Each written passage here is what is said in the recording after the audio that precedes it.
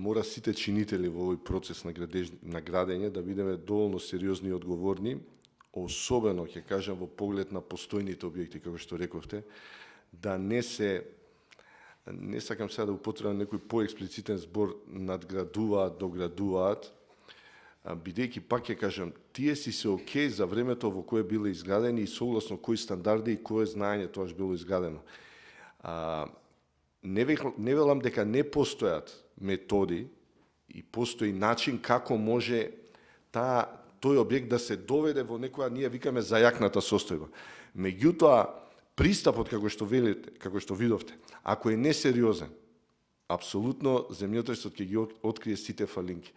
Затоа еве уште еднаш, во контекст на вашето прашање, апелирам, особено за постојните објекти, постари објекти, да си има доволна доза мерка на сериозност и одговорност на секој чинител.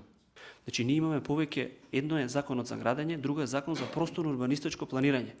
Значи, тоа како е поставена зградата и каде е лоцирана е единствена одговорност на општините, на градот и на транспорт.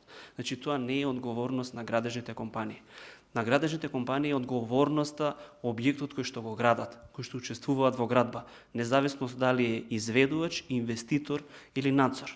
Така да во таа насока многу добро се поставени работите законски, исклучиво треба законски да се почитува